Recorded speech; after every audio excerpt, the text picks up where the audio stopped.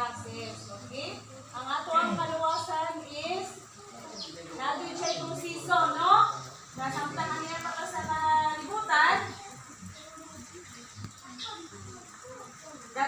Daghan pag mga panahon nga mulabay sa ato ang kinabuhi. So, naging proseso ang ato ang kinabuhi.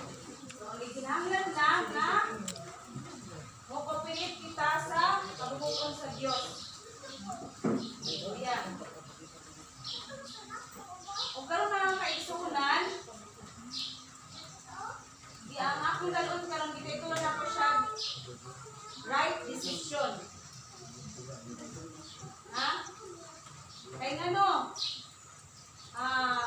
isip kita mga katauhan sa Diyos, ihatagan kita niya o kaalam, ang ibalo. So, naagita dapat niya, naagita dapat right decision sa ato ang kinabuhi. No? Hallelujah. Okay.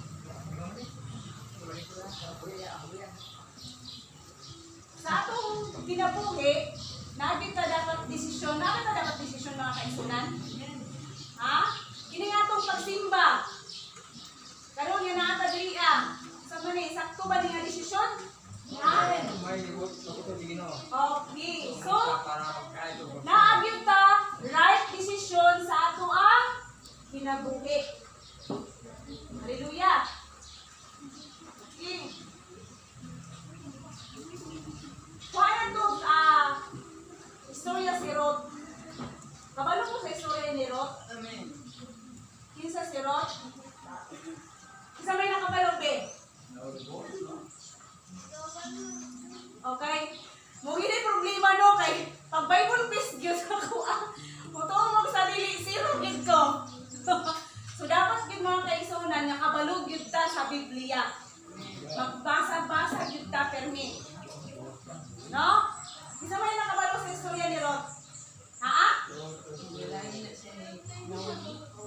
Pastoral quiz on my pastoral quiz. Okay, si Ruth.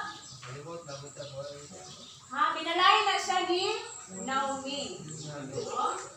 Kay si Naomi, naa siya duha ka anak na si Kilion o si Mahalon.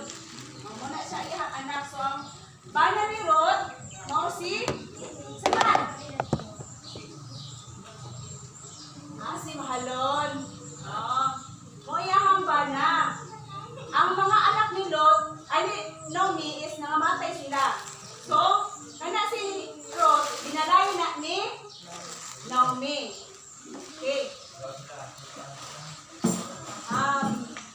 So si Ruth, sa diha nga wala na iyang bana, no, ginan siya ni Naomi nga, uli na! Kay patay naman ang imuhang bana nga akong anak. So, naapa kay kagawasan. No? Itagaan sa kagawasan, magpupuli ka, napay panahon nga maninyo pa ka. Hindi ka pwede mumulong sa ako kay tiguang na ko. Ingon si Naomi. Pero, si Ruth, wala din siya ni uli. Okay. Kung ikaw nga, hindi siya nga naagin ka, no? Karoon na nga kaisunan, nga panahon, karoon na panahon. Pagwas na matay imong bana, unong ka sa imong ugangan? Naayon nyo makita, wala? Anaabot? Okay. Muna yung ako, right decision. Okay? Si Ruth, nagpabilin yun siya. No? Itong basahon sa Ruth 1:16. Okay, abis na Biblia mga kaisunan, ang mga nagtag, ako eh. Okay. Ay, naroon din ang Ruth dari asapan.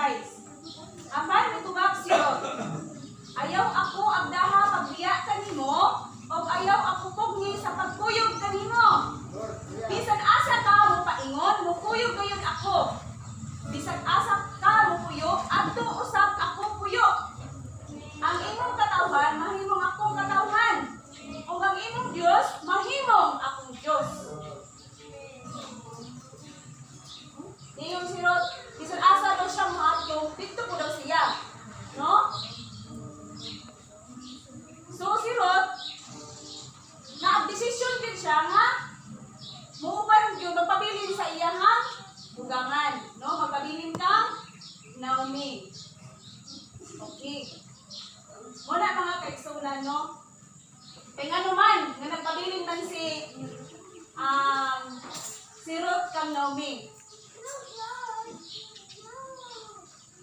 Ha? Ano man mga kaigsunan? No? Nagpabilin si Ruth kang Naomi tungod kay nakita niya nga ang gialagaran ni Naomi is buhi nga Diyos ang iyahang alagaran. So adunay paglantaw si Naomi sa iyahang umalabot sa iyahang kinabuhi. So it means kitapod nga mga anak sa Ginoo, dapat giday aduna pud tay paglantaw sa tuang kinabuhi. Di ba? Kung kabaluta sa ana atong desisyon, kung nagdesisyon ta, kung kabaluta nga mali ang sangputanan, no? Ato na siyang tamaon. No? Kung kabaluta nga kini makaayo ni siya, okay, desisyon nimo diha ka kay maayo na para sa imuha. No? Subot pa sabot na kita dapat right desisyon sa ato ang kinabuhi. No? Muna mga kaigsunan. Unya, mo to nga, niingon si Naomi nga, niingon siya diri, bisan asa ka mamatay, ato usab ako mamatay og ilubong. No? Niingon siya diri. Mahiaguman ko unta ang labing makalilisa nga sino sa Ginoo o kutugutan ko ang isa't isa nga magbulag kanato gawas sa kamatayon o ang bulag daw sa ila gawas sa kamatayon. So grabe gyud niya ka. Niunong gyud siya kang Naomi, no? Nakitupan gyud siya kang Naomi, wag gyud siya ni uli. Okay. Muna mga kaigsunan nga si Naomi aduna siya kinaiyahan ng biyakti.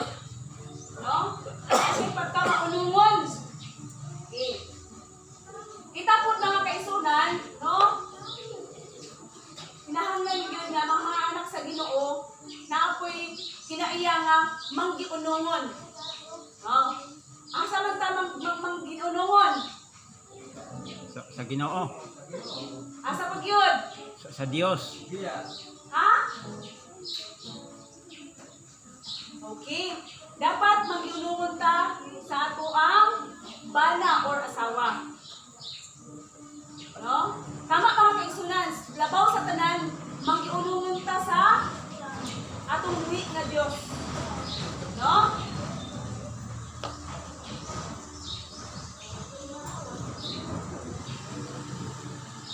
Kaya tumasahon ang Isaiah 45:23.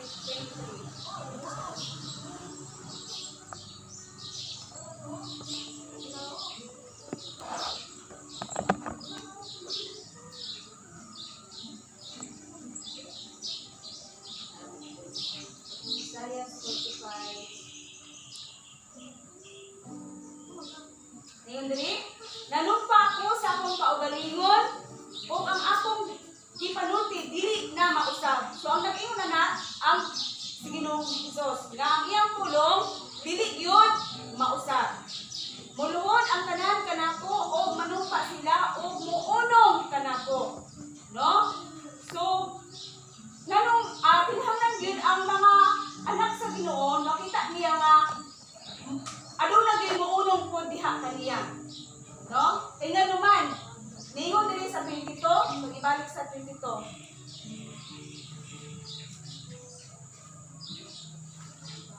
Ningon diri sa 22.